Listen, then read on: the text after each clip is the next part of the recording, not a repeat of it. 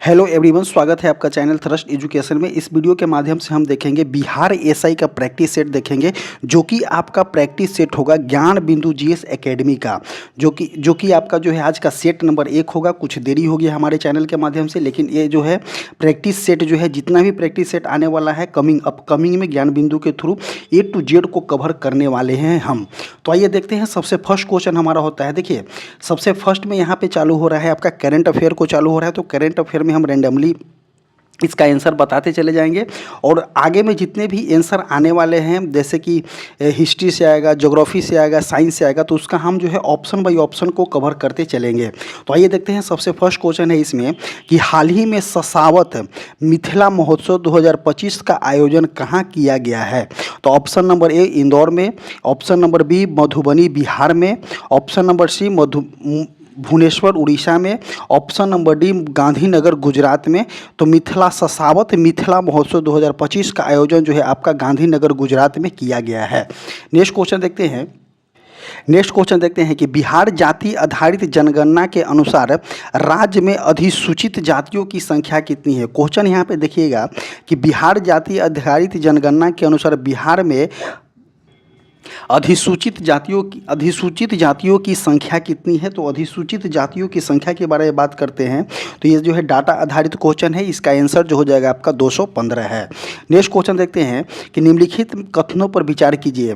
तो हाल ही में भारत और नेपाल के बीच संयुक्त सैन्य प्रशिक्षण अभ्यास सूर्य किरण का 18वां संस्करण का आयोजन नेपाल के झालमंडी में किया गया था। तो बिल्कुल सही है, जो कि सूर्य किरण अभ्यास जो होता है भारत और नेपाल के साथ होता है, और इस अभ्यास का आयोजन आपका 31 दिसंबर 2024 से 13 जनवरी 2025 के मध्य में किया गया था। तो ये भी सही है। तो ऑप्शन नंबर 1 और 2 दोनों सही है। नेक्स्ट क्वेश्चन देखते हैं कि हाल ही में Nag mark 2 anti tank guided missile का सफल फील्ड मूल्यांकन प्रशिक्षण निम्नलिखित में से किसके द्वारा किया गया है। तो इसका आंसर जो हो जाएगा आपका कि ऑप्शन नंबर ए रक्षा अनुसंधान संगठन DRDO के द्वारा, या भारतीय अंतरिक्ष अनुसंधान संगठन इसरो के द्वारा, या भारत डायनेमिक लिमिटेड के द्वारा, या भारतीय सेना के द्वारा। तो इसका आंसर जो हो जाएगा आपका कि किसके द्वारा किया गया है। तो इसका आंसर जो हो जाएगा आपका कि DRDO के द्वारा किया गया है। नेक्स्ट क्वेश्चन कि हाल ही में भारतीय सेना ने पैंगोंग त्सो, ध्यान दीजिएगा यहाँ पे क्वेश्चन दे दिया गया है कि हाल ही में भारतीय सेना ने पैंगोंग त्सो के तट पर निम्नलिखित में से किनके प्रतिमा का अनावरण किया है। तो option number A Chhatrapati Shivaji Maharaj, option number B Shiv ji, या option number C Subhash Chandra Bose का, या option number D Kumar Kartikeyan का। तो देखिए भारतीय सेना ने पैंगोंग त्सो के तट पर निम्नलिखित में से किनका किया है। तो छत्रपति शिवाजी महाराज का किया है। नेक्स्ट क्वेश्चन कि निम्नलिखित में से वह कौन सा देश है जिसने हाल ही में महिलाओं को बुर्का पहनने पर प्रतिबंध लगाया गया है। तो इसका आंसर जो हो जाएगा आपका स्विट्जरलैंड हो जाएगा। स्विट्जरलैंड की राजधानी जो होता है आपका, स्विट्जरलैंड का राजधानी आपका बर्न होता है। करेंसी जो होता है आपका फ्रैंक होता है। कैपिटल एंड करेंसी को साथ में चलेंगे। ईरान की राजधानी आपका तेहरान होता है। करेंसी जो होता है आपका रियाल होता है। इंडोनेशिया की राजधानी आपका जकार्ता होता है। करेंसी जो होता है आपका रुपया होता है। रूस की राजधानी आपका मॉस्को हो जाएगा। करेंसी जो हो जाएगा यहाँ पे रूबेल हो जाएगा। नेक्स्ट क्वेश्चन कि हाल ही में आए तूफान राफेल के विनाशकारी प्रभाव के बाद भारत ने किस देश के लिए मानवीय सहायता भेजा है। क्वेश्चन को देखेंगे अच्छा से कि हाल ही में आए तूफान कौन सा। तो राफेल के विनाशकारी प्रभाव के बाद भारत ने किस देश के लिए मानवीय सहायता भेजा है। तो इसका आंसर जो हो जाएगा आपका क्यूबा हो जाएगा। क्यूबा की राजधानी आपका हवाना होता है। करेंसी जो होता है आपका पीसो होता है। फिलीपींस की राजधानी आपका मनीला होता है। करेंसी जो होता है आपका पीसो होता है। म्यांमार की राजधानी आपका नैपिदो होता है। करेंसी जो होता है आपका क्यात होता है। मोजाम्बिक की राजधानी आपका मपूटो होता है। करेंसी जो होता है आपका मेटिकल होता है। तो कैपिटल एंड करेंसी को इसी तरह से साथ साथ में हम याद करेंगे। अगला क्वेश्चन देखते हैं। अगला देखेंगे कि जनवरी 2025 जनवरी 2025 में 23वां दिव्य कला मेले का आयोजन निम्न में से कहाँ किया गया है? तो major option number a major Dhyanchand national stadium Nai Delhi में, ये नहीं होगा। अकोटा स्टेडियम बड़ोदरा में किया गया है, तो इसका आंसर जो हो जाएगा कि आपका 23वां दिव्य कला मेला का आयोजन निम्नलिखित में से कहाँ किया गया है? तो आपका अकोटा स्टेडियम बड़ोदरा में किया गया है। आगे देखते हैं कि जागृति ऐप और जागो ग्राहक जागो ऐप का निर्माण किस संस्था के द्वारा किया गया है? तो आईआईटी दिल्ली के द्वारा किया गया है, या आईआईटी बीएचयू के द्वारा किया गया है, या आईआईटी पटना के द्वारा किया गया है, या आईआईटी मुंबई के द्वारा किया गया है। तो जागृति ऐप और जागो ग्राहक जागो ऐप का निर्माण जो है आपका आईआईटी बीएचयू के द्वारा किया गया है। नेक्स्ट क्वेश्चन कि हाल ही में आयोजित हुए भारत के 76वें गणतंत्रता दिवस का केंद्रीय विषय क्या था? तो देखिए, जो 26 जनवरी को गणतंत्रता दिवस मनाया जाता है वो 76वें नंबर का था। तो 76वें गणतंत्रता दिवस का केंद्रीय विषय क्या था? तो स्वर्णिम भारत विरासत और विकास जो है इसका थीम है। तो ऑप्शन नंबर ए जो हो जाएगा सही हो जाएगा। आगे देखते हैं कि हाल ही में ऑस्कर 2025 के लिए सर्वश्रेष्ठ विदेशी फिल्म को श्रेणी में सर्वश्रेष्ठ विदेशी फिल्म को श्रेणी में भारत की कौन सी फिल्म को चुनी गई, कौन सी फिल्म को चुना गया है? तो इसका आंसर जो हो जाएगा कि आपका लापता लेडीज को चुना गया है। और ऑप्शन नंबर ए जो है क्या आपका कि sunflower bears to first ones to know, ये चुना गया है आपका लाइव एक्शन शॉर्ट फिल्म में ऑस्कर 2025 के लिए चुना गया है। और sunflower bears the first ones to know एक कन्नड़ शॉर्ट फिल्म जो कि चिदानंद एस नाइक के द्वारा निर्देशित किया गया है। और जो यहाँ पे दिया गया है 12th फेल को दिया गया है। तो 12th फेल फिल्म को 69वें फिल्म फेयर पुरस्कार 2024 में सर्वश्रेष्ठ फिल्म का पुरस्कार चुना गया है। नेक्स्ट क्वेश्चन देखेंगे कि केरल सरकार ने हाल ही में आपदा से निपटने के लिए कौन सी प्रणाली लॉन्च की है? तो देखिए, केरल सरकार के द्वारा जो है आपदा से निपटने के लिए कवचम प्रणाली लॉन्च किया गया है। तो ऑप्शन नंबर बी हो जाएगा। आगे देखते हैं कि निम्नलिखित में से किस राज्य में भारत का पहला ग्लास ब्रिज का निर्माण किया गया है? तो देखिए, ग्लास ब्रिज का निर्माण आपका कहाँ में किया गया है? तो इसका आंसर जो हो जाएगा कि आपका तमिलनाडु में किया गया है। ये जो है आपका कि तमिलनाडु में निर्मित यह ग्लास सी ब्रिज त्रिवलुर प्रतिमा और विवेकानंद रॉक मेमोरियल को जोड़ता है। नेक्स्ट क्वेश्चन देखते हैं कि हाल ही में राजस्थान में भारत पाकिस्तान सीमा पर शुरू किया गया ऑपरेशन सर्द हवा किसके द्वारा शुरू किया गया है? तो ऑपरेशन सर्द हवा जो है आपका बीएसएफ के द्वारा शुरू किया गया है। तो एनएसजी नहीं होगा, सीमा सुरक्षा बल हो जाएगा। भारतीय सेना को काट दीजिए, इसको काट दीजिए। तो ऑपरेशन सर्द हवा जो है आपका सीमा सुरक्षा बल के द्वारा शुरू किया गया है। अगला क्वेश्चन कि हाल ही में जीनोम डेटा कॉन्क्लेव का आयोजन किस शहर में किया गया है? तो जीनोम डेटा कॉन्क्लेव का आयोजन जो है आपका कहाँ में किया गया है? तो ऑप्शन नंबर ए मुंबई में किया गया है, या ऑप्शन नंबर बी आपका अमृतसर में किया गया है, या ऑप्शन नंबर सी नई दिल्ली में किया गया है, या ऑप्शन नंबर डी जो है आपका बेंगलुरु में किया गया है। तो देखिए, जीनोम इंडिया डेटा कॉन्क्लेव का आयोजन जो हो जाएगा आपका कहाँ में किया गया है? तो इसका आंसर जो हो जाएगा आपका नई दिल्ली में किया गया है। नेक्स्ट क्वेश्चन कि निम्नलिखित में से किस राज्य में भारत का पहला भारत निर्मित सर्जिकल रोबोट MI मंत्रा स्थापित किया गया है? तो इसका आंसर जो हो जाएगा कि आपका कहाँ में किया गया है? इसका आंसर जो हो जाएगा कि आपका महाराष्ट्र के पुणे में किया गया है। आगे देखते हैं कि हाल ही में 18वां प्रवासी भारतीय दिवस सम्मेलन का आयोजन कहाँ किया गया है? तो 18वां प्रवासी भारतीय दिवस सम्मेलन का आयोजन जो हो जाएगा आपका कहाँ में किया गया है? तो इसका आंसर जो हो जाएगा आपका कि भुवनेश्वर उड़ीसा में किया गया है, ऑप्शन नंबर बी। आगे देखेंगे कि हाल ही में अंतर्देशीय जलमार्ग विकास परिषद IWDC की पहली बैठक कहाँ आयोजित किया गया है? तो इसका आंसर जो हो जाएगा आपका कोलकाता में आयोजित किया गया है। नेक्स्ट क्वेश्चन कि हाल ही में भारत के किस राज्य में राष्ट्रीय हल्दी बोर्ड का उद्घाटन किया गया है? तो राष्ट्रीय हल्दी बोर्ड का उद्घाटन जो हो जाएगा आपका निजामाबाद तेलंगाना में किया गया है, option number D. Next question कि वन पारिस्थितिकी तंत्र को ग्रीन GDP से जोड़ने वाला भारत का पहला राज्य कौन सा हो गया? 20 नंबर क्वेश्चन कि वन पारिस्थितिकी तंत्र को जीडीपी से जोड़ने वाला भारत का पहला राज्य कौन सा हो गया है? तो ये option number a Chhattisgarh, option number b जो हो जाएगा आपका उत्तराखंड, ऑप्शन नंबर सी जो हो जाएगा Himachal Pradesh, option number D जो हो जाएगा आपका असम हो जाएगा। तो इसका आंसर जो हो जाएगा आपका कि कौन सा जोड़ा है, तो छत्तीसगढ़ इसका आंसर हो जाएगा। नेक्स्ट क्वेश्चन देखते हैं कि निम्न में से कौन सा कथन जो है सीधी सड़क पर एक समान त्वरण से चलने वाली कार के लिए सही है? तो अब जो है यहाँ से साइंस का क्वेश्चन चालू होता है। तो देखिए, निम्न में से कौन सा कथन जो है सीधी सड़क पर एक समान त्वरण से चलने वाली कार के लिए सही है? तो एक कार का वेग जो हो जाएगा शून्य हो जाएगा। ऑप्शन नंबर बी, कार का वेग लगातार बदलता रहेगा। कार का त्वरण जो हो जाएगा यहाँ पे शून्य हो जाएगा। कार का त्वरण लगातार बदलता रहेगा। तो देखिए, कार का त्वरण लगातार बदलता रहेगा, इसको काट दीजिए। क्वेश्चन को ध्यान से पहले देखना है कि निम्न में से कौन सा कथन सीधी सड़क पर एक समान त्वरण से चलने वाली कार के लिए कौन सा कथन जो है आपका सही है? तो इसका आंसर जो हो जाएगा कि कार का वेग जो है लगातार आपका बदलता रहेगा। किसी वस्तु के विस्थापन की दर को एक निश्चित दिशा में प्रति सेकंड वस्तु द्वारा तय की गई दूरी को हम क्या बोलते हैं? तो वेग बोलते हैं। और वेग एक जो होता है आपका सदिश राशि होता है।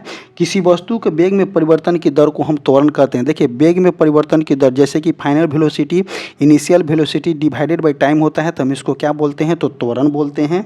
और त्वरण जो होता है आपका पॉजिटिव हो सकता है, निगेटिव भी हो सकता है। त्वरण एक जो है आपका सदिश राशि है।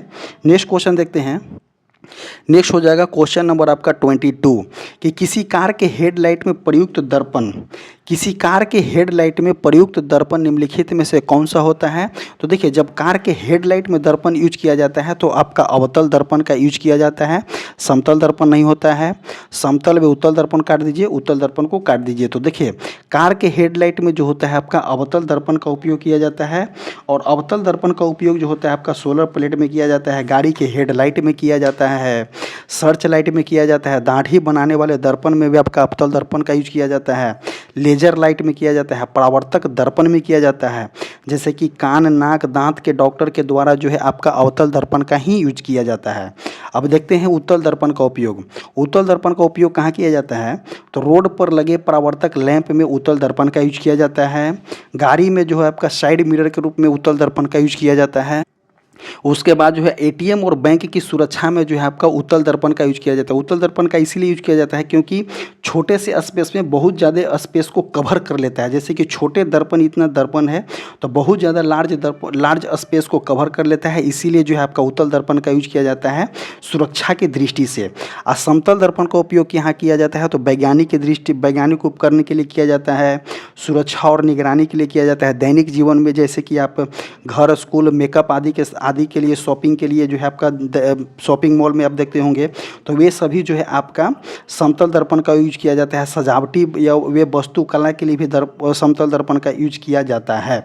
आगे देखते हैं कि अवतल दर्पण को हम क्या बोलते हैं? तो अवतल दर्पण को हम अभिसारी दर्पण भी बोलते हैं और उत्तल दर्पण को क्या बोलते हैं? तो अपसारी दर्पण बोलते हैं। ध्यान दीजिएगा इस क्वेश्चन की, कभी कभी आपका अवतल न दे करके अभिसारी दर्पण दे देगा तो इसको कंफ्यूज होना नहीं है। नेक्स्ट क्वेश्चन देखते हैं। नेक्स्ट हो जाएगा आपका कि यांत्रिक ऊर्जा किसका योग होता है? तो देखिए, यांत्रिक ऊर्जा जो होता है आपका मैकेनिकल एनर्जी जो होता है आपका potential energy plus kinetic energy का योग जो होता है आपका क्या कहलाता है? Potential energy plus kinetic energy का योग ही जो है आपका मैकेनिकल एनर्जी यांत्रिक ऊर्जा कहलाता है। तो देखते हैं यहाँ पे गतिज ऊर्जा प्लस स्थिति ऊर्जा सही हो जाएगा।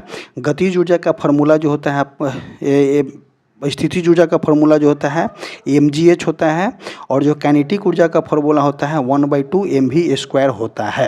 नेक्स्ट क्वेश्चन देखते हैं।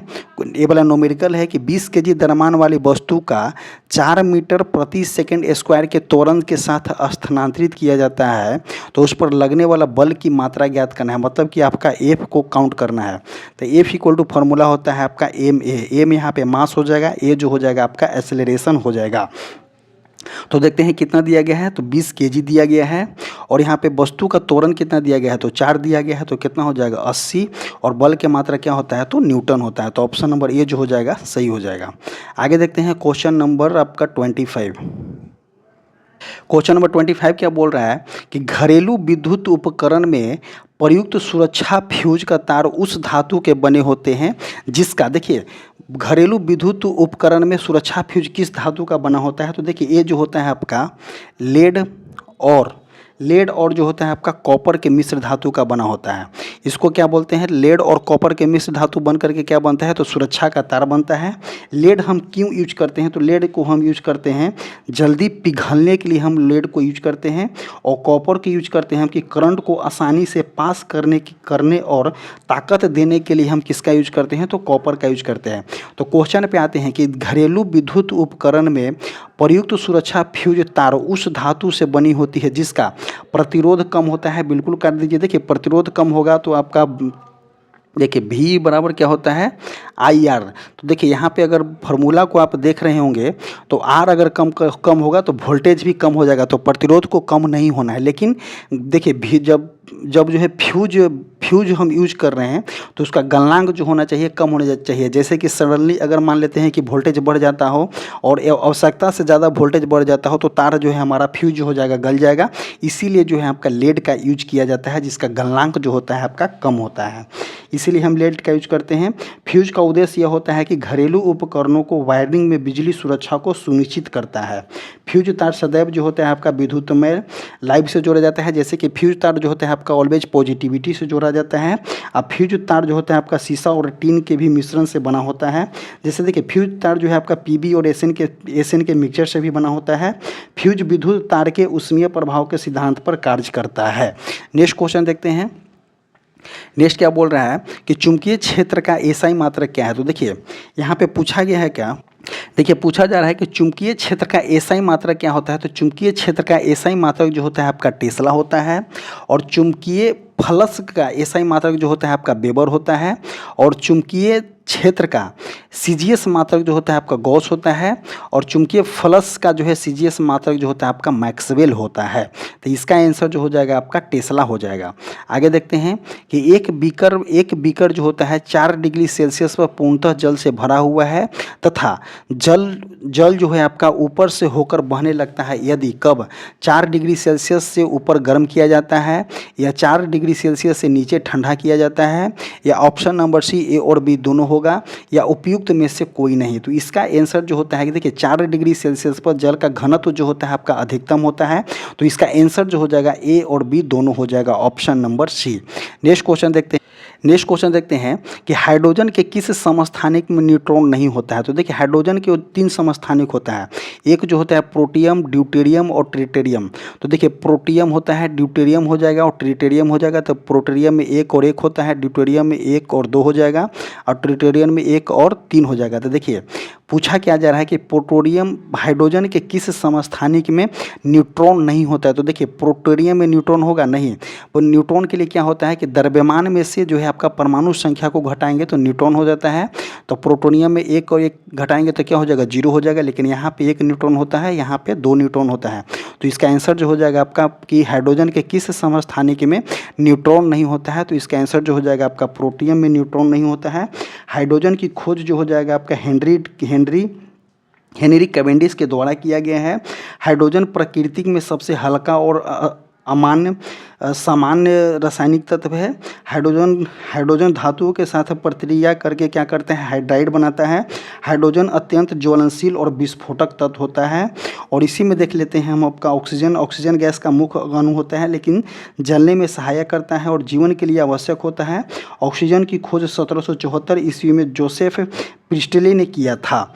नेक्स्ट क्वेश्चन देखते हैं। क्वेश्चन नंबर जो हो जाएगा आपका 29 कि एक घोल में 450 ग्राम पानी और 50 ग्राम सामान्य नमक के घोल का सांद्रण क्या होता है? तो देखिए सांद्रण के लिए एक फार्मूला होता है। जैसे कि इस घोल में सांद्रण का फार्मूला होता है आपका विलेय की मात्रा कितना है आपका? 50 ग्राम है।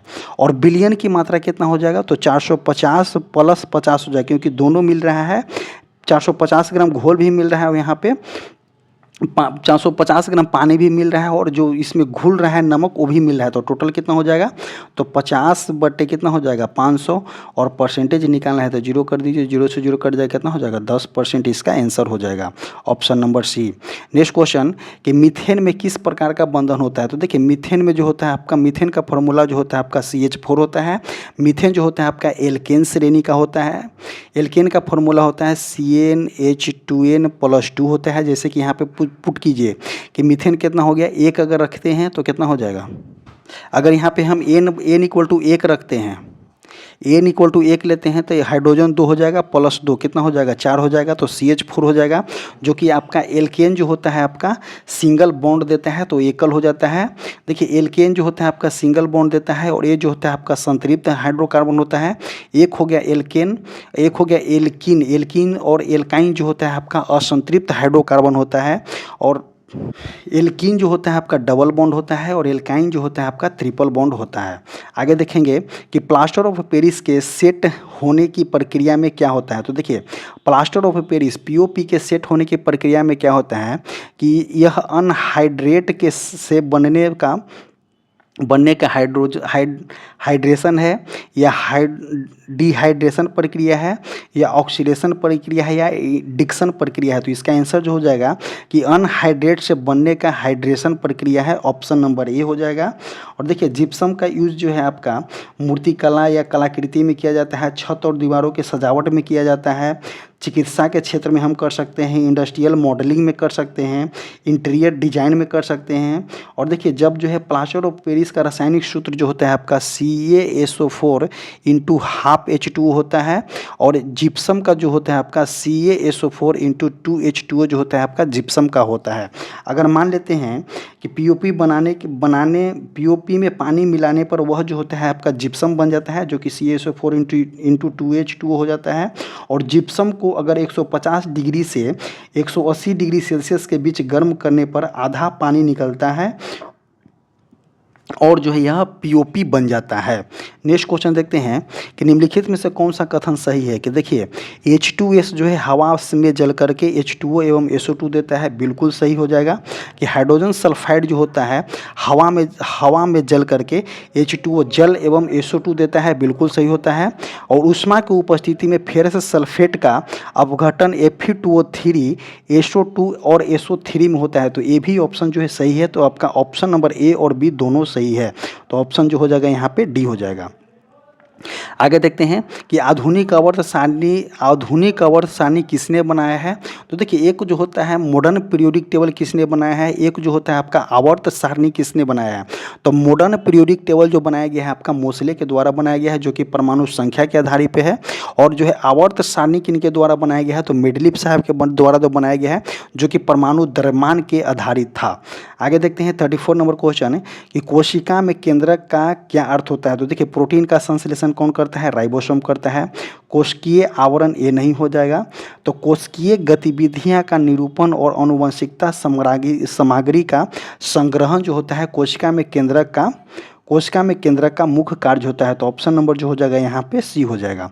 अगला देखेंगे क्वेश्चन नंबर 35 क्या बोल रहा है कि निःश्वसन द्वारा होता है। जब निःश्वसन हम करते हैं तो क्या होता है, तो निःश्वसन फेफड़ों की अवस्थिति द्वारा होता है। निःश्वसन जिसे सांस छोड़ने के रूप में जाना जाता है। तो इसका आंसर जो हो जाएगा कि फेफड़ों के अवस्थिति, ऑप्शन नंबर सी हो जाएगा। यह फेफड़ों के संकुचन के माध्यम से होता है। यहाँ डायफ्रामा और अंतराशिश्रीय मांसपेशियां शिथिल हो जाता है, जिससे जो होता है वक्ष गुहा का विस्तार कम हो जाता है और परिणाम स्वरूप फेफड़ा के अंदर का दाब बढ़ जाता है और हवा वायु मार्ग के माध्यम से श्वसन तंत्र से बाहर निकल जाता है। नेक्स्ट क्वेश्चन देखते हैं कि फल और बीजों में निम्नलिखित में से किस पादप हार्मोन की उच्च सांद्रता होती है। तो देखिए फल पूछा गया है और बीजों पूछा गया है। बीज जो होता है आपका हार्ड होता है, जहाँ पे हार्ड होता है वहाँ पे हम साइटोकाइनिन का यूज करते हैं। तो ऑप्शन नंबर यहाँ पे जो हो डी हो जाएगा कि फल और बीजों में निम्नलिखित में से किस पादप हार्मोन की सांद्रता जो होता है आपका उच्च होता है। तो इसका आंसर जो हो जाएगा आपका साइटोकाइनिन हो जाएगा। साइटोकाइनिन पादप के कोशिका विभाजन में सहायक करता है तथा वृद्धि एवं विकास को प्रेरित करता है। एक यहाँ पे दिया गया है आपका ऑक्सिन जो है आपका हार्मोन पादप के पुष्पन को बढ़ाता है। आगे देखते हैं कि यह हार्मोन जो है पादप के गुरुत्वानुवर्तन गति एवं प्रकाशानुवर्तन गति को प्रेरित करता है। कौन सा, तो आपका ऑक्सिन हार्मोन। ऑक्सिन जो होता है आपका खरपतवार को भी भूमिका निभाता है। एक जो है आपका जिबरेलिन फाइटो हार्मोन बौना पौधे को लंबा करने का कार्य करता है तथा पादप में वृद्धि की सहायक करता है। कौन सा, तो जिबरेलिन हार्मोन। और एक जो होता है आपका एब्सिक अम्ल जो होता है कि वृद्धि रोधक हार्मोन है, यह पादप के जल में डूबे होने की स्थिति में रंध्रों को बंद करने में महत्वपूर्ण भूमिका निभाता है। कौन सा? तो एस्बेस्किस अम्ल। आगे देखते हैं कि ब्रेड के ऊपर उठने के लिए निम्नलिखित में से कौन सी सामग्री डाली जाती है? तो देखिए, टमाटर की चटनी गलत हो जाएगा, पनीर को भी काट दीजिए गलत हो जाएगा, गेहूं को भी काट दीजिए गलत हो जाएगा। तो कभी भी जब ब्रेड को उठाने के लिए हम किसका यूज करते हैं? तो खमीर का यूज करते हैं। ऑप्शन नंबर जो हो जाएगा सी हो जाएगा। नेक्स्ट क्वेश्चन देखते हैं कि एवीज, देखिए एबीज में शामिल होता है। तो देखिए एबीज में कौन सा शामिल होता है? तो पक्षी जो होता है आपका एबीज में शामिल होता है। जलजीवी नहीं हो जाएगा, मछली नहीं हो जाएगा, और स्तनधारी को काट दीजिए तो इसका आंसर जो हो जाएगा आपका ए हो जाएगा। आगे देखते हैं कि निम्नलिखित में से कौन सा एक रूपांतरित तना है? क्वेश्चन क्या पूछा जा रहा है कि रूपांतरित तना इसमें कौन सा है? तो देखिए शकरकंद रूपांतरित तना है, नहीं। मूली भी हटा दीजिए, गाजर नहीं हो जाएगा, तो इसका आंसर जो हो जाएगा आपका बी आलू हो जाएगा, जो रूपांतरित तना है। आगे देखते हैं कि निम्नलिखित में से कौन जो है गर्भ निरोधक है? तो जैसे कि गर्भ निरोधक क्या होता है कि गर्भ निरोधक इनमें से कौन सा है? तो कॉपर टी जो है आपका गर्भ निरोधक है, आपका कॉन्डम भी जो है आपका गर्भ निरोधक है, और डायफार्मा भी जो है ये भी गर्भ निरोधक है। तो ऑप्शन नंबर डी जो हो जाएगा जो सही हो जाएगा। आगे देखते हैं कि मानव मस्तिष्क का निम्नलिखित में से कौन सा भाग जो है बुद्धि एवं चतुराई का केंद्र होता है? क्वेश्चन पूछा गया है कि मानव मस्तिष्क का निम्नलिखित में से कौन सा भाग जो है आपका बुद्धि एवं चतुराई का केंद्र होता है? तो इसका आंसर जो हो जाएगा आपका सेरिब्रम हो जाएगा। सेरिब्रम हो जाएगा कि मस्तिष्क का सबसे बड़ा भाग जो होता है आपका सेरिब्रम होता है। हाइपोथैलेमस इसे एक इसमें दिया गया है। तो हाइपोथैलेमस का मुख्य कार्य भूख लगना, प्यास, प्यार, घृणा आदि का समन्वय करना होता है। एक दिया गया है यहाँ पर सेरिबेलम दिया गया है। तो सेरिबेलम का कार्य क्या होता है कि शरीर के पेशीय संतुलन को नियंत्रण करना होता है। एक जो होता है आपका पोन्स जो होता है आपका श्वसन दर को नियंत्रण करता है। और एक जो यहाँ पे मेडुला ओब्लांगाटा दिया गया है का मुख्य कार्य जो होता है आपका हृदय गति, रक्तदाब एवं श्वसन गति का नियंत्रण कर किसके द्वारा होता है? तो मेडुला ओब्लांगाटा के द्वारा होता है। अगला क्वेश्चन कि निम्नलिखित में से कौन सा रोग जो है प्रायः वायु के माध्यम से होता है? तो देखिए वायु के माध्यम से होने वाला रोग कौन सा हो जाएगा? तो यहाँ पे प्लेग जो होता है आपका चूहों के द्वारा फैलता है। तो प्लेग जो होता है एक रोग जीवाणु रोग है जो चूहे के पिस्सू से फैलता है। प्लेग में बहुत तेज बुखार एवं शरीर में गिल्ठियाँ हो जाता है। हैजा यहाँ पे दिया गया है कि हैजा जो होता है आपका वैबरी कलोरी जीवाणु के द्वारा होता है। टाइफाइड जो होता है आपका सलोमेना टाइफी जीवाणु के कारण होता है। और माइक्रोबैक्टीरियम ट्यूबरकुलोसिस से जो होता है आपका क्षय रोग होता है। अगला क्वेश्चन देखेंगे कि कबूतर, मच्छर और चमगादड़ के पंख दिखाई देते हैं। कौन सा? कबूतर, मच्छर और चमगादड़ के पंख जो होते हैं आपका अपसारी होते हैं। क्या होते हैं? कि अभिसारी होते हैं। सॉरी, कबूतर, मच्छर और चमगादड़ के पंख जो होता है आपका अभिसारी होता है। एक जो होता है आपका अपसारी विकास होता है। अपसारी विकास उस प्रक्रिया को संदर्भित करता है जिसके द्वारा समान पूर्वज वाले विभिन्न जीव अलग अलग पर्यावरणीय परिस्थिति में आवश्यकताओं के अनुकूल होने के लिए अलग अलग लक्षण को विकसित करता है। एक जो होता है आपका एटिज्म जो होता है कि वह घटना है जो पैतृक रूप से खोए हुए लक्षणों फिर से प्रकट होता है। और जो है आपका एक अभिसारी विकास जो है, अभिसारी विकास उस विशेषताओं का स्वतंत्र विकास से है विभिन्न युगों में फैला प्रजातियों के समान होता है। नेक्स्ट क्वेश्चन देखते हैं, मिलान करने वाला है। अगला क्वेश्चन जो है आपका मिलान करने वाला है। मिलान करने वाला क्या है कि प्रथम पंचवर्षीय योजना में क्या था? तो देखिए प्रथम पंचवर्षीय योजना जो था आपका कृषि से संबंधित था, तो ए का जो हो जाएगा यहाँ पे 2 हो जाएगा। द्वितीय पंचवर्षीय योजना जो था आपका उद्योग से संबंधित था, जिसमें भारी उद्योग लगाया गया था, तो ऑप्शन नंबर जो हो जाएगा आपका बी का 4 हो जाएगा। अब पाँचवा पंचवर्षीय योजना जो था आपका गरीबी उन्मूलन से था, तो देखिए सी का 1 हो जाएगा। सी का एक हो जाएगा। और जो है यहाँ पे कौन सा आ गया? ब्रह्मा जो था आपका तीव्र अधिक समावेशी और धारणीय विकास था, तो ऑप्शन नंबर जो हो जाएगा यहाँ पे ऑप्शन नंबर जो हो जाएगा यहाँ पे बी हो जाएगा। ऑप्शन नंबर बी जो हो जाएगा सही हो जाएगा, यहाँ पे सी जो हो जाएगा गलत हो जाएगा। देखिए 1947 में पंडित नेहरू की अध्यक्षता में गठित आर्थिक नियोजन समिति की सिफारिश पर 15 मार्च 1950 को योजना आयोग का गठन एक गैर संवैधानिक और परामर्शदर्शीय विकास निकाय के रूप में किया गया था। प्रथम योजना आयोग के अध्यक्ष जो थे आपका प्रधानमंत्री जवाहरलाल नेहरू थे और उपाध्यक्ष जो थे आपका गुलजारी लाल नंद थे। नेक्स्ट क्वेश्चन देखते हैं हम यहाँ पे। क्वेश्चन नंबर जो हो जाएगा आपका क्वेश्चन नंबर 45 क्या बोलना चाह रहा है कि निम्नलिखित में से मौद्रिक नीति से कौन से उपकरण है, कौन कौन से उपकरण है। तो देखिए मौद्रिक नीति के उपकरण आपका बैंक दर होता है, रेपो दर भी होता है, नगद आरक्षित अनुपात होता है और वैधानिक तरलता अनुपात होता है और रिवर्स रेपो रेट सब जो होता है आपका मौद्रिक नीति के ही उपकरण है। तो ऑप्शन नंबर जो हो जाएगा यहाँ पे डी हो जाएगा। आगे देखते हैं 46 नंबर क्वेश्चन। 46 है कि सीमांत बचत प्रवृत्ति की परिभाषा क्या होता है। तो देखिए सीमांत यहाँ पे क्वेश्चन पूछा गया है कि सीमांत बचत प्रवृत्ति की परिभाषा जो होता है आपका एक उपभोक्ता बढ़ी हुई आय का कितना भाग बचत करेगा और उसकी जानकारी सीमांत बचत प्रवृत्ति से कहलाती है। जैसे कि del s by del y होता है। डेल एस का मतलब होता है कि बचत में परिवर्तन डिवाइडेड बाई जो होता है आय में परिवर्तन। तो इसका आंसर जो हो जाएगा आपका ऑप्शन नंबर डी हो जाएगा। और एक जो होता है आपका उपभोग सीमांत प्रवृत्ति, ये जो है आपका सीमांत बचत प्रवृत्ति del s by del y होता है। और एक जो है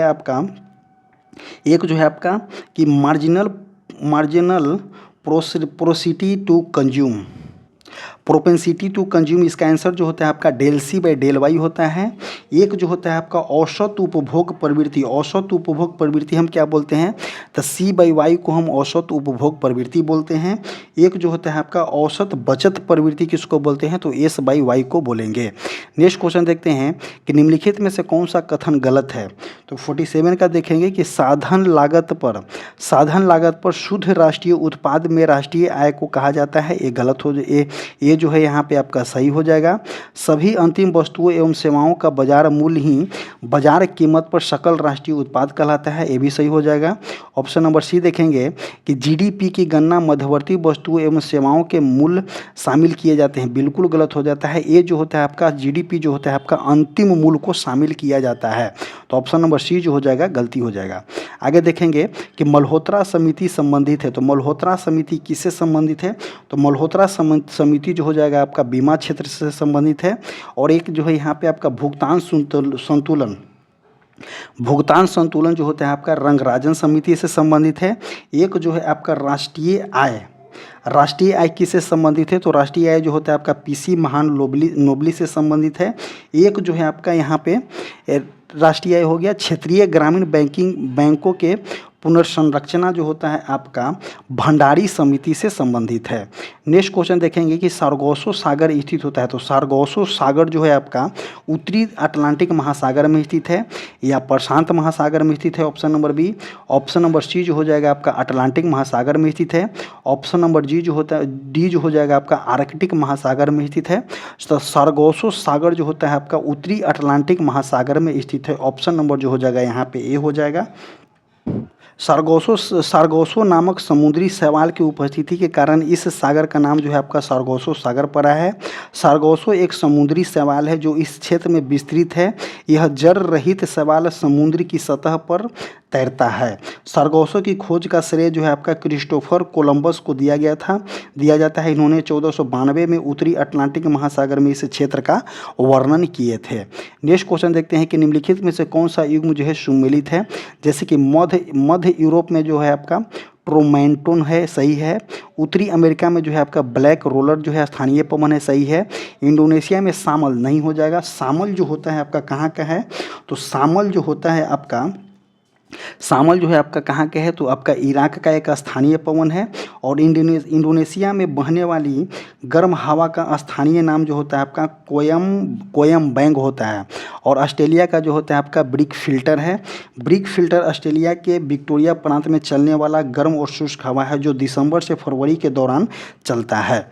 नेक्स्ट क्वेश्चन देखते हैं कि राजस्थान का केवलादेव राष्ट्रीय उद्यान किसके लिए फेमस है। तो देखिए राजस्थान में जो केवलादेव राष्ट्रीय उद्यान है वो किसके लिए फेमस है, तो आपका पक्षी के लिए फेमस है।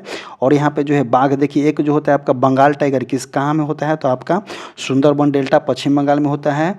एक जो होता है आपका एशियाई शेर कहाँ में होता है, तो आपका गिर राष्ट्रीय उद्यान गुजरात में देखने को मिलता है। अगला क्वेश्चन देखेंगे 52 नंबर कि वर्ष 2011 की जनगणना के अनुसार भारत का दूसरा सर्वाधिक जनसंख्या वाला शहर कौन सा हो जाएगा, तो पहला जनसंख्या वाला शहर कौन है, तो आपका मुंबई है। दूसरा जो होता है आपका दिल्ली हो जाता है। भारत के जनसंख्या के अनुसार अगर बात करते हैं कि भारत के सर्वाधिक जनसंख्या वाले 5 राज्य कौन कौन से हैं, तो महाराष्ट्र हो जाता है सबसे 1 नंबर पे। दूसरे नंबर पे जो होता है आपका दूसरे नंबर पे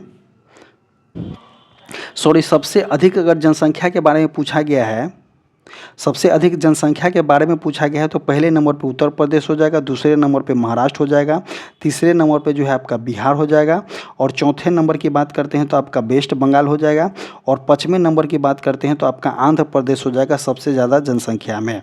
आगे देखते हैं कि राष्ट्रीय राजमार्गों का चौराहा नाम से प्रसिद्ध कानपुर किस नदी के किनारे स्थित है, तो कानपुर जो होता है आपका गंगा नदी के किनारे स्थित है। गंगा नदी के किनारे और प्रमुख शहर हैं जैसे कि हरिद्वार हो गया, उज्जैन हो गया, पटना हो गया, वाराणसी हो गया, ये सभी जो है आपका गंगा नदी के किनारे स्थित हैं। नेक्स्ट क्वेश्चन देखेंगे कि बाणसागर परियोजना निम्नलिखित में से किस नदी पर है, तो बाणसागर परियोजना के बारे में बात करते हैं तो बाणसागर परियोजना जो होता है आपका सोन नदी पर स्थित है। जो और बाणसागर परियोजना से लाभान्वित राज्य जो होते हैं आपका बिहार हो जाता है, मध्य प्रदेश हो जाता है, और उत्तर प्रदेश जो होता है आपका बाणसागर परियोजना से लाभान्वित होता है। इस परियोजना का निर्माण आपका 1978 में शुरू हुआ था और 2006 में जो है आपका बाणसागर परियोजना शुरू हुआ था। आगे देखते हैं कि अरावली और विंध्य पर्वतमाला का मध्य में कौन सा पठार है, तो देखिए अरावली पर्वत जो कि राजस्थान में है और विंध्य पर्वत जो है आपका लगभग यहाँ में एमपी में आपको देखने को मिलेगा। तो ये सभी के अरावली और विंध्य पर्वतमाला के मध्य पठार को हम क्या बोलते हैं, तो मालवा का पठार बोलते हैं। तो ऑप्शन नंबर यहाँ पे ए हो जाएगा, मालवा का पठार। अगला क्वेश्चन देखेंगे क्वेश्चन नंबर 56 कि जैव आवर्धन के संदर्भ में निम्नलिखित कथनों पर विचार कीजिए। तो देखिए इनकी सांद्रता प्रत्येक पोषक स्तर पे घटती जाती है, लेकिन बिल्कुल गलत है, पोषक स्तर पे घटती नहीं बढ़ती जाती है, जैसे कि हम आपको एग्जाम्पल में बताएंगे। आगे है कि घास स्थल परितंत्र में सांप एक जो है आपका तृतीय उपभोक्ता है, तो ये जो है आपका बिल्कुल सही है। तो ऑप्शन नंबर 56 का जो हो जाएगा यहाँ पे बी हो जाएगा। 56 का जो हो जाएगा आपका बी हो जाएगा। देखिए और तृतीय स्थल पर इसीलिए है, तृतीय उपभोक्ता है कि देखिए प्रथम क्या होता है, उत्पाद होता है। प्रथम उपभोक्ता इसमें कौन हो जाएगा, प्रथम उपभोक्ता आपका टिड्डा हो जाएगा। द्वितीय उपभोक्ता जो हो जाएगा आपका कौन सा हो जाएगा, टिड्डा को कौन खाएगा, तो मेढक खाएगा। मेढक को कौन खाएगा, तो आपका सांप खाएगा। तो तृतीय उपभोक्ता हो गया सांप। और क्या बोला है कि इसकी सांद्रता प्रत्येक स्तर पर जो है घटती जाती है, बिल्कुल घटती नहीं है, बढ़ती जाती है। जैसे कि देखिए जैसे यहाँ पे हम एक जो रसायन जो होता है BHC होता है, DDT होता है, 2,4-D, ये सभी जो है आपका खरपतवार है। पारा हो गया आदि पदार्थ खाद्य श्रृंखला के दौरान पौधे व जंतुओं के शरीर में जाते हैं और वहीं पर संचित हो जाते हैं। और कहाँ पे संचित हो जाते हैं, तो जैव ये जो होता है DDT एक ऐसा रसायन है जिसे जैविक रूप से नष्ट नहीं किया जाता है। और खाद्य श्रृंखला में DDT का संरक्षण प्रथम स्तर पर सबसे कम, द्वितीय स्तर पर सबसे अधिक और तृतीय स्तर पर सबसे अधिक होता है। यह समांतर जीवों के वसा और उसके उत्तक में जम जाता है। और जब वसा में जमता है तो कीटनाशक पदार्थ वसा में घुलनशील होते हैं। कीटनाशक जो होते हैं जैसे कि DDT हो गया, BHC हो गया, 2,4-D हो गया, ये सभी जो होते हैं आपका वसा में घुलनशील होते हैं। अतः यह मनुष्यों एवं जंतुओं के वसा उत्तक में संचित हो जाते हैं। और जब वसा में संचित होते हैं तो श्वसन क्रिया में वसा के ऑक्सीकरण के समय में पदार्थ रुधिर वाहिकाओं में प्रवेश करके विषैला प्रभाव दिखाता है, जैसे कि आपका कैंसर हो जाता है। अब जो आम जो है आपका कृषि में जो है आपका DDT, BHC, 2,4-D ये सभी को जो है बैन कर दिया गया है। आगे देखते हैं नेक्स्ट क्वेश्चन नंबर 57 बोला गया है कि किस अधिनियम के तहत मुंबई और मद्रास प्रेसिडेंसी को सरकारों को कलकत्ता प्रेसिडेंसी के अधीन कर दिया गया था। तो इसका आंसर जो हो जाएगा आपका कि 1773 के रेगुलेटिंग एक्ट के तहत किया गया था। 1773 रेगुलेटिंग एक्ट जो होता है आपका कोर्ट ऑफ डायरेक्टर्स के माध्यम से कंपनी पर नियंत्रण सशक्त हो गई थी। और बंगाल के गवर्नर को जो है बंगाल का गवर्नर जनरल पद नाम दिया गया था। आगे देखते हैं कि एक जो है आपका 1784 किट इंडिया एक्ट, ये जो इसमें जो है आपका कि कंपनी के राजनीतिक और वाणिज्यिक कार्यों को पृथक किया गया था और कंपनी के राजनीतिक मामलों के प्रबंध के लिए बोर्ड ऑफ कंट्रोल का नाम जो है नाम से एक नई निकाय का गठन किया गया था। आगे देखेंगे एक जो है आपका 1813 चार्टर एक्ट है। भारत में कंपनी के व्यापारी अधिकारियों के लिए समाप्त कर दिया गया और चाय और चीन के साथ व्यापार को बहाल कर दिया गया था और ईसाई मशीनरियों को भारत आकर लोगों को प्रबंध करने के लिए आपका अनुमति दिया गया था। अगला चार्टर एक्ट जो है आपका 1833 चार्टर एक्ट, कंपनी विशुद्ध रूप से प्रशासनिक इकाई बन गई थी और भावी केंद्रीय विधानमंडल का नींव रखा गया था 1833 के चार्टर एक्ट में। नेक्स्ट क्वेश्चन देखेंगे, क्वेश्चन नंबर 58 कि निम्नलिखित में से कौन सा सीमांत पंचायती के निम्नलिखित में से कौन सा समिति पंचायती राज के विकास से संबंधित नहीं है। तो देखिए जी.वी.के. राव समिति जो है आपका पंचायती राज से संबंधित है। जी.वी.के. राव समिति जो होता है आपका 1885 में हुआ था, 1885 में गठित किया गया था और ये जो है आपका पंचायती राज से संबंधित है।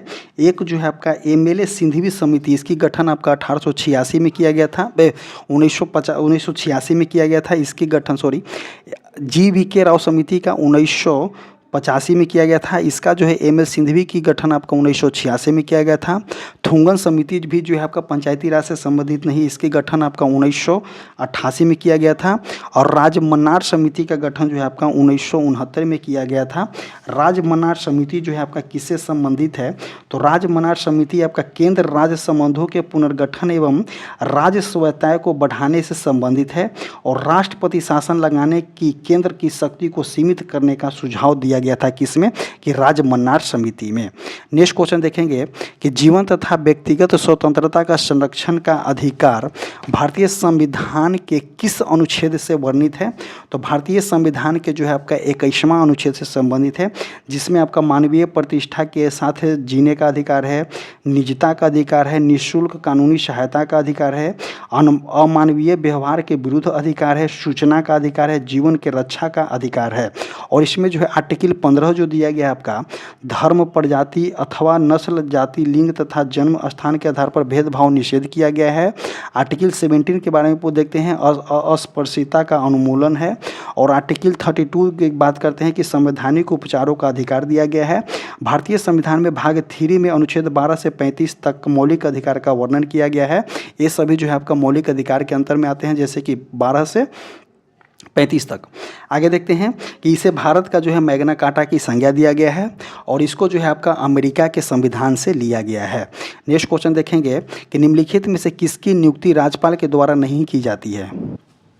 तो देखिए निम्नलिखित में से किसकी नियुक्ति जो है राज्यपाल के द्वारा नहीं की जाती है, तो मुख्यमंत्री की नियुक्ति जो है आपका राज्यपाल के द्वारा किया जाता है आर्टिकल नंबर 164 के अंतर्गत। और राज्य के महाधिवक्ता की नियुक्ति भी जो है आपका राज्यपाल के द्वारा ही किया जाता है, इसको हटा दीजिए। राज्य निर्वाचन आयुक्त की नियुक्ति भी जो है आपका राज्यपाल के द्वारा किया जाता है।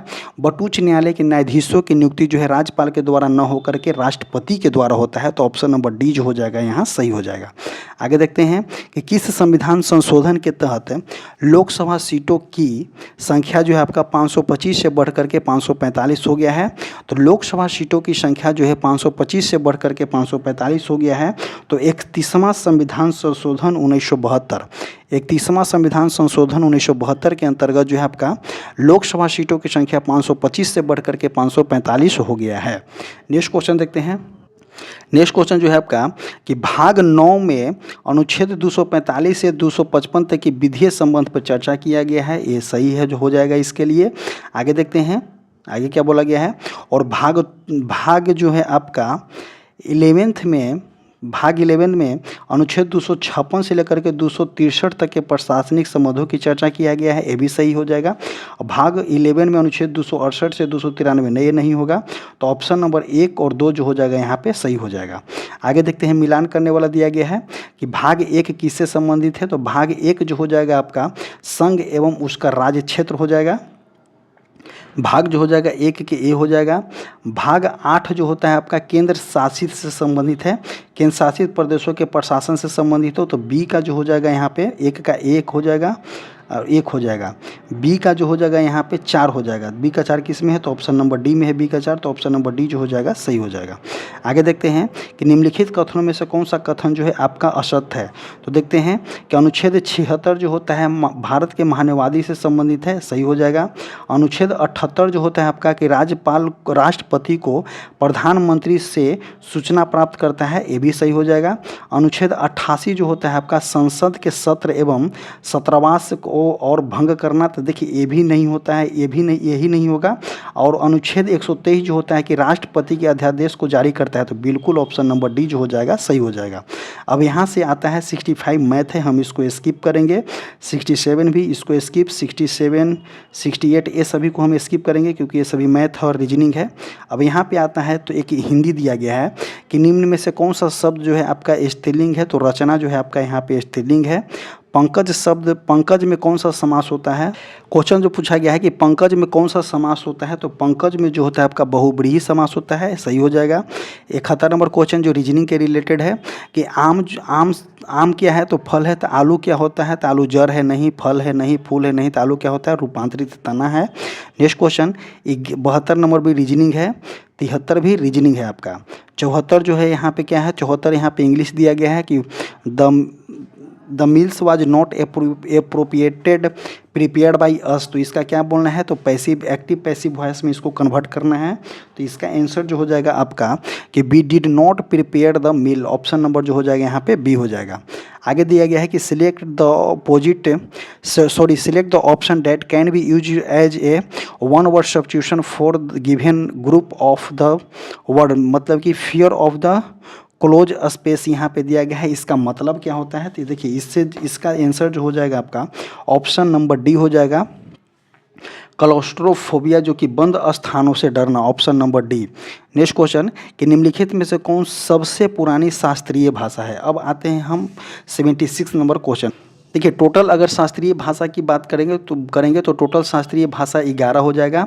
इसमें पूछा गया है कि निम्नलिखित में से कौन सबसे पुरानी शास्त्रीय भाषा है, तो तमिल जो है सबसे पुरानी शास्त्रीय भाषा है, जिसको 2004 में दिया गया था। संस्कृत को 2005 में दिया गया है। तेलुगु को जो है आपका 2008 में दिया गया है और कन्नड़ को 2008 में दिया गया है। टोटल अगर शास्त्रीय भाषा की बात करते हैं तो 11 है, जो कि तमिल हो गया, संस्कृत, तेलुगु, कन्नड़, मलयालम, उड़ीसा, मराठी, बंगाली, पाली, प्राकृतिक और असमिया, जो कि आपका 2024 में 5 भाषा को जो है आपका शास्त्रीय भाषा का दर्जा दिया गया है। नेक्स्ट क्वेश्चन देखते हैं कि पंडित रविशंकर का संबंध किस वाद्य यंत्र से है। तो देखिए पंडित रविशंकर जो होते हैं आपका क्या बजाते हैं, तो सितार बजाते हैं। और कौन कौन जो है सितार बजाते हैं, पंडित रविशंकर, विलायत खां सितार बजाते हैं, उषा शंकर मिश्रा, शाहिद परवेज खान, ये सभी जो है आपका सितार बजाते हैं।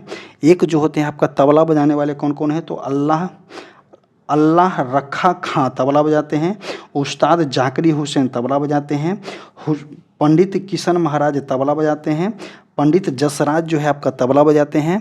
नेक्स्ट जो हो जाएगा आपका शहनाई बजाने वाले, तो बिस्मिल्लाह खां शहनाई बजाते हैं, अहमद हुसैन खां शहनाई बजाते हैं, बागेश्वर कमर जो है आपका शहनाई बजाते हैं।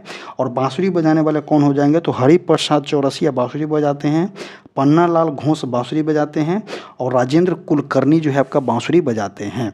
अगला क्वेश्चन देखेंगे 78 नंबर कि निम्नलिखित में से बिहार के राजवंशियों को कलाक्रम में व्यवस्थित करना है। तो देखिए सबसे पहले कौन आ जाएगा, तो सबसे पहले मौर्य वंश आ जाएगा। मौर्य वंश की बात करते हैं तो आपका आ जाएगा आपका मौर्य वंश के बाद कन्नौज वंश यहाँ पे आ जाएगा। एक के बाद कौन सा हो जाएगा, दो के बाद एक हो जाएगा, एक के बाद यहाँ पे 3 हो जाएगा, 3 के बाद जो हो जाएगा यहाँ पे 4 आ जाएगा। तो option number 2 1 3 4 2 1 3 4 option number b जो हो जाएगा यहाँ पे सही हो जाएगा। आगे देखेंगे कि कर्नाटक वंश के संस्थापक कौन थे, तो नामदेव थे। और कर्नाटक वंश के संस्थापक नामदेव जो थे कौन सी उपाधि धारण किए थे, तो ये धारण जो है आपका कर्नाटुकल भूषण की धारण किए थे। और देखते हैं कि पाल वंश के शासक रामपाल के शासन के समय जो है 1097 ईस्वी में कर्नाटक वंश का उदय हुआ था। कर्नाटक वंश की स्थापना आपका नामदेव ने मिथिला में की थी तथा इसकी राजधानी जो आपका सिमरावगढ़ वर्तमान में नेपाल में है। कर्नाटक वंश के शासन को मिथिला का स्वर्ण युग भी कहा जाता है। आगे देखते हैं कि मैथिली भाषा के विकास में कर्नाट वंश का बहुत महत्वपूर्ण योगदान माना जाता है। और कर्नाट शासक हरि सिंह देव ने मिथिला के कुल 14 स्थानों पर जो है विवाह मेला की स्थापित किए थे। नेक्स्ट क्वेश्चन देखते हैं। क्वेश्चन नंबर जो हो जाएगा आपका 80 नंबर। निम्नलिखित में से कौन सा जिला जो है बिहार के कृषि जलवायु क्षेत्र 3A के अंतर्गत आता है? तो 3A के अंतर्गत आने वाला जिला कौन कौन से हो जाएगा? तो शेखपुरा और मुंगेर हो जाएगा, ऑप्शन नंबर बी। आगे देखेंगे कि फ्रांस में राज्य द्वारा तीसरे स्टेटस के लोगों से वसूले जाने वाले करों को क्या कहते हैं? तो देखिए, तीसरे स्टेटस के लोगों से वसूले जाने वाले करों को हम क्या बोलेंगे? तो टाइल कहते हैं। स्टेटस भी जो है फ्रांस में 2 तरह का होता था। एक जो होता था आपका प्रथम स्टेटस, द्वितीय स्टेटस और तृतीय स्टेटस।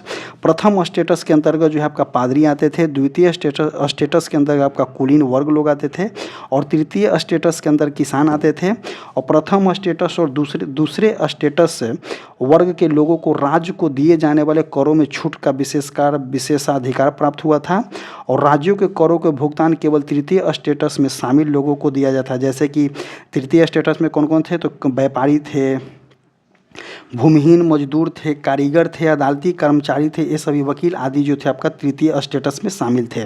और चर्च द्वारा किसानों से वसूल किए जाने वाले धार्मिक कर को क्या बोलते थे? तो टाइद बोला जाता था। टाइद किसके लिए बोला जाता था?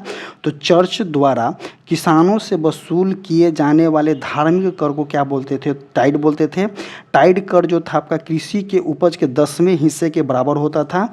और जो है आपका टाइड कर जो था आपका कृषि के उपज के 10वें हिस्से के बराबर था।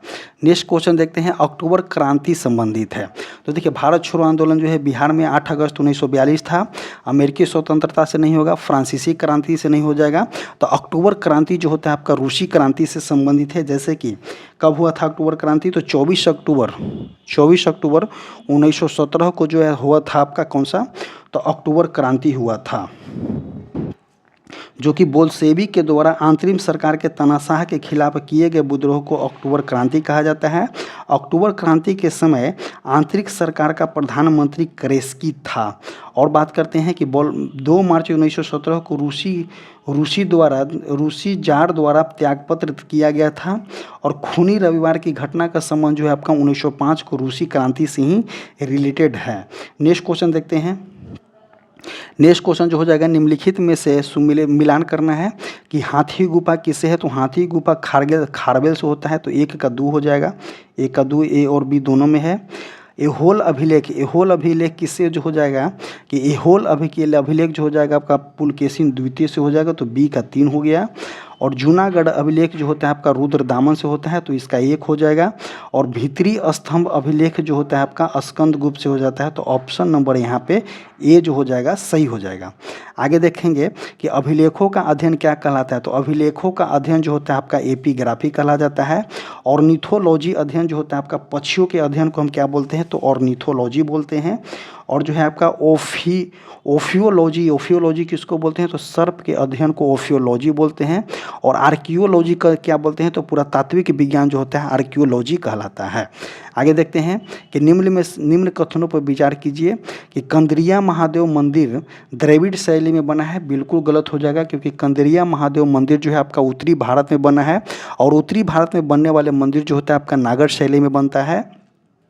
और द्रविड़ शैली में बनने वाला मंदिर दक्षिणी भारत में बनती है। और गुप्त शासक ने शीशे के सिक्के सर्वाधिक जारी किए थे। ये भी गलत हो जाएगा। गुप्त शासक नहीं, सातवाहन शासक जो था आपका शीशा के सिक्के जारी किया था। तो ऑप्शन नंबर डी जो हो जाएगा इनमें से कोई नहीं। नेक्स्ट क्वेश्चन कि निम्नलिखित वेद त्रयी का हिस्सा है। तो देखिए, वेद त्रयी का हिस्सा कौन कौन से हो जाएगा? तो ऋग्वेद जो हो जाएगा, यजुर्वेद हो जाएगा, और सामवेद जो होता है आपका त्रयी का हिस्सा होता है। अर्थर्वेद जो होता है वेद त्रयी का हिस्सा नहीं होता है अर्थर्वेद, क्योंकि बाद में आया था। तो इसका आंसर जो हो जाएगा आपका 1, 2 और 3, 1, 2 और 3, option number c. Next question कि ब्राह्मण साहित्य के कला अनुसार अवरोही क्रम में सजाएं। तो देखिए, सबसे पहले कौन सा आ जाएगा? तो सबसे पहले जो हो जाएगा आपका वेद आ जाएगा। सबसे पहले जो हो जाएगा आपका वेद आ जाएगा। वेद के बाद ब्राह्मण आ जाएगा, उसके बाद अरण्यक आ जाएगा, उसके बाद जो है आपका उपनिषद आ जाएगा। तो ऑप्शन नंबर ए जो हो जाएगा यहाँ पे सही हो जाएगा। अब देखेंगे नेक्स्ट क्वेश्चन नंबर 88 क्या बोल रहा है कि वेदांग की संख्या कितनी है। तो टोटल वेदांग की संख्या जो होता है आपका 6 है। वे कौन कौन है उसको हम देखते हैं। टोटल वेदांगों की संख्या जो है आपका 6 है, जैसे कि शिक्षा जिसको हम उच्चारण विधि बोलते हैं, ज्योतिष जिसको हम भागफल बोलते हैं, कल्प जिसको हम कर्म कांड बोलते हैं, व्याकरण जिसको हम शब्द व्युत्पत्ति बोलते हैं, निरुक्त जिसको भाषा विज्ञान बोलते हैं, छंद जिसको हम चतुष्ट श्लोक बोलते हैं। नेक्स्ट क्वेश्चन देखते हैं 89 नंबर कि निम्नलिखित सल्तनत काल के दौरान जो है प्रचलित विभिन्न विभागों को दर्शाना है। तो दीवाने विराजत किससे संबंधित है। तो राजस्व एवं वित्त विभाग से संबंधित है। तो दीवाने विराजत एक का जो हो जाएगा यहाँ पे सी हो जाएगा।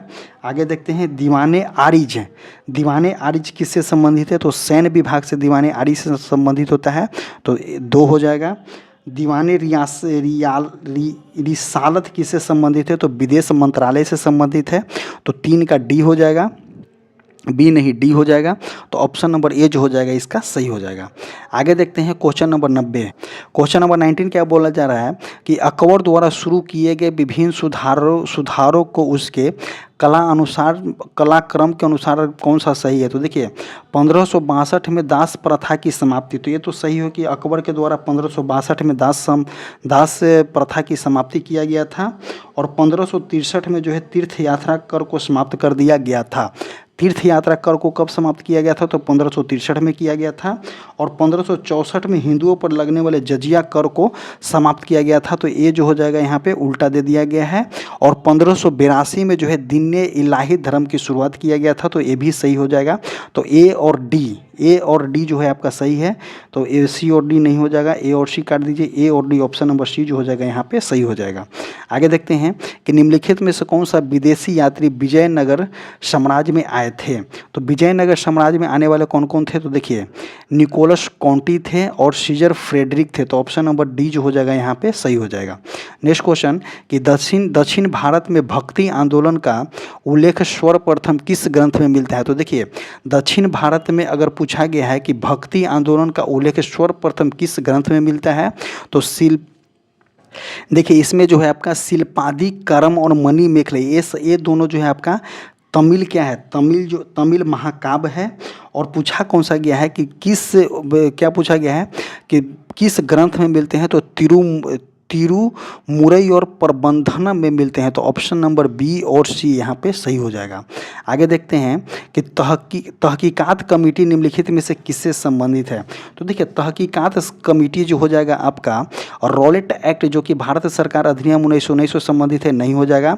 सॉरी जालियांवाला बाग हत्याकांड से संबंधित है, बिल्कुल सही हो जाएगा कि तहकीकात कमेटी जो हो जाएगा जालियांवाला बाग संबंधित है।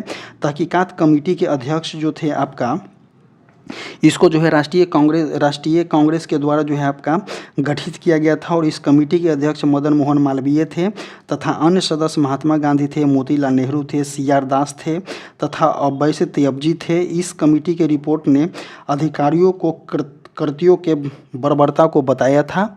और जो है आपका ब्रिटिश सरकार के द्वारा जो है आपका हंटर कमेटी की गठन किया गया था। और सरकार द्वारा जलियांवाला बाग हत्याकांड की जांच के लिए लॉर्ड हंटर के अध्यक्षता में हंटर कमेटी का गठन किया गया था। हंटर कमेटी में कुल 8 सदस्य थे, जिसमें से 3 सदस्य भारतीय थे। वे 3 कौन थे। तो सर चिमल लाल शीतलवाड़ा थे, शहबाजाद सुल्तान अहमद थे और जगत नारायण थे। नेक्स्ट क्वेश्चन देखते हैं हम यहाँ पे 94 नंबर कि निम्नलिखित में मिलान करने वाला है कि पुर्तगाल। देखिए मिलान करने वाला है कि पुर्तगाल जो है सबसे पहले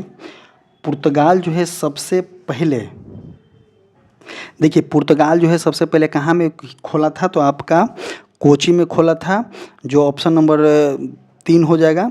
और डच कहाँ में खोला था। तो डच जो है सबसे पहले आपका मुसोली पटना में खोला था। तो ए का 3, बी का 1 और जो है आपका सी का जो हो जाएगा डेनिस सबसे पहले कहाँ में खोला था। तो ट्रावनकोर में खोला था। और फ्रांसिस सबसे पहले कहाँ में खोले थे। तो आपका सूरत में खोले थे। तो ऑप्शन नंबर इसका देखते हैं कौन सा हो जाता है। तो इसका आंसर हो जाएगा ए का 3 हो जाएगा। ए का जो हो जाएगा यहाँ पे 3 हो जाएगा।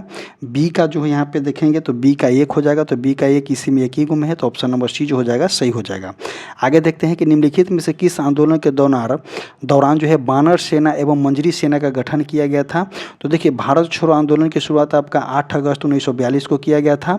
असहयोग आंदोलन की शुरुआत आपका 1920 में किया गया था। स्वदेशी आंदोलन 1905 में किया गया था और सबने अवज्ञा आंदोलन 1930 में किया गया था। उसी में जो है बानर सेना और मंजरी सेना का गठन किया गया था। नेक्स्ट क्वेश्चन देखते हैं 96 नंबर कि निम्नलिखित में से किसने सहायक संधि स्वीकार नहीं किया था। तो देखिए, भोसले के द्वारा जो है सहायक संधि स्वीकार कर लिया गया था, सिंधिया के द्वारा भी किया गया था, पेशवा के द्वारा भी किया गया था, बट होलकर के द्वारा जो है आपका सहायक संधि का स्वीकार नहीं किया गया। सहायक संधि का स्वीकार करने वाला प्रथम शासक जो था आपका हैदराबाद का निजाम था। और मैसूर जो है चौथे आंग्ल मैसूर युद्ध में जो है पराजय के बाद जो है 1799 ईस्वी में आपका सहायक संधि का स्वीकार कर लिया था। और जो है आपका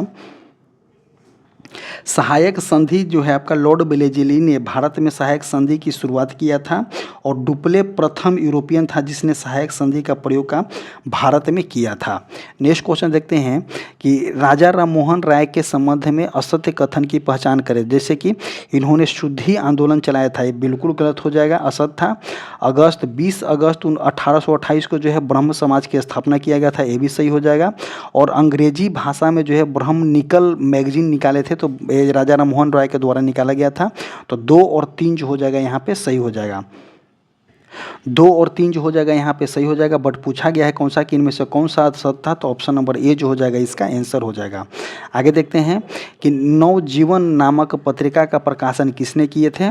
तो नवजीवन नामक पत्रिका का प्रकाशन जो हो जाएगा किनके द्वारा किया गया था। तो नवजीवन पत्रिका का प्रकाशन जो है आपका महात्मा गांधी के द्वारा किया गया था। ऑप्शन नंबर जो हो जाएगा सी हो जाएगा। महात्मा गांधी प्रमुख पत्रिका थे दी यंग इंडिया हरिजन अंग्रेजी में, हरिजन बंधु गुजराती में, हरिजन सेवक हिंदी में।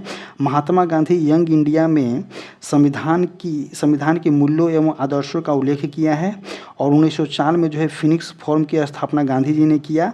और 1894 में जो है नटाल इंडियन कांग्रेस की स्थापना दक्षिण अफ्रीका में महात्मा गांधी ने किए थे। नेक्स्ट क्वेश्चन देखते हैं कि 1916 लखनऊ समझौता निम्नलिखित में से किसके बीच समझौता हुआ था। तो देखिए 1916 में जब लखनऊ समझौता हुआ था तो बाल गंगाधर तिलक और जिन्ना के बीच में हुआ था। तो ऑप्शन नंबर ए हो जाएगा यहाँ पे सही हो जाएगा, क्योंकि देखिए वर्ष 1916 में कांग्रेस का अधिवेशन आपका लखनऊ में हुआ था। और कभी कभी ये भी पूछता है कि लखनऊ अधिवेशन हो रहा था तो वहाँ पे अध्यक्ष कौन थे, तो अंबिका चरण मजूमदार जो थे अध्यक्ष थे। और तिलक एवं एनी बेसेंट के प्रयास से जो है कांग्रेस ने मुस्लिम लीग के बीच जो है आपका समझौता हुआ था। और इस अधिवेशन में लीग के पृथक निर्वाचन संबंधी मांगों को स्वीकार कर लिया गया था। नेक्स्ट क्वेश्चन देखते हैं क्वेश्चन नंबर 100 और लास्ट क्वेश्चन कि इलाहाबाद की प्रथम संधि जो है आपका 12 अगस्त 1765 को निम्नलिखित में से किसके बीच हुआ था। तो देखिए इलाहाबाद की 2 संधि हुई थी। कौन कौन से संधि हुई थी, एक जो हुआ था आपका 12 अगस्त को हुआ था और एक जो हुआ था आपका 16 अगस्त को हुआ था। तो 12 अगस्त के बीच वाले किसके बीच में हुआ था, तो 12 अगस्त 1765 को रॉबर्ट क्लाइवा तथा शाह आलम द्वितीय के बीच में हुआ था। तो देखते हैं कि रॉबर्ट क्लाइवा और अवध के नवाब शुजाउद्दौला, तो ये जो हुआ था आपका 16 अगस्त वाला हुआ था। 16 अगस्त 1765 वाला हुआ था रॉबर्ट क्लाइवा और अवध के नवाब शुजाउद्दौला के बीच में। और अवध के नवाब शुजाउद्दौला मुगल सम्राट शाह आलम द्वितीय नहीं होगा। रॉबर्ट क्लाइवा और मुगल बादशाह शाह आलम द्वितीय के बीच में जो हुआ था 12 अगस्त 1765 वाला हुआ था। और 16 अगस्त 1765 वाला जो हुआ था आपका रॉबर्ट क्लाइवा और अवध के नवाब शुजाउद्दौला के बीच में हुआ था। इसको बहुत बारीकी से ध्यान देना होगा। और देखेंगे कि बंगाल में द्वैध शासन का शुरुआत जो है आपका 1765 में रॉबर्ट क्लाइवा के द्वारा शुरू किया गया था। और जो है आपका कि द्वैध शासन के समय कंपनी दीवानी कार्य के लिए बंगाल में रजा खान, बिहार में राज सिताब राय और उड़ीसा में राय दुर्लभ राय को नियुक्त किया था। ये क्वेश्चन जो है आपको पूछा जाता है कि द्वैध शासन के समय कंपनी दीवानी कार्य के लिए बंगाल में किसको रखा था, तो रजा खां को नियुक्त किया था। और बिहार में राजा सिताब राय को नियुक्त किया था। और उड़ीसा में जो है आपका राय दुर्लभ राय को नियुक्त किया था। नेक्स्ट देखते हैं यहाँ से और इसी तरह से जो है आपका 100 क्वेश्चन जो है बिहार एसआई का समाप्त होता है। ये जो है आपका ज्ञान बिंदु प्रैक्टिस सेट के थ्रू करवा रहे हैं हम आपको। जो है रेगुलर वाइज में 1 2 3 4 पूरा सेट आपको देखने को मिलेगा। आप जो है कंटिन्यू स्टडी में लगे रहें, क्योंकि आपका जो है एग्ज़ाम डेट दे दिया गया है और करेंट अफेयर का भी सेशन चल रहा है, उस पर ज़्यादा फोकस करें, क्योंकि करेंट अफेयर कम से कम 10 से 15 करेंट अफेयर बिहार एसआई के एग्ज़ाम में देखने को आपको मिलते हैं। और जो हमारा जो है आपका टेलीग्राम चैनल कमेंट बॉक्स और डिस्क्रिप्शन बॉक्स में लिंक पिन कर दिया गया है, जाइए और टेलीग्राम चैनल से ज्वाइन कीजिए। Thank you.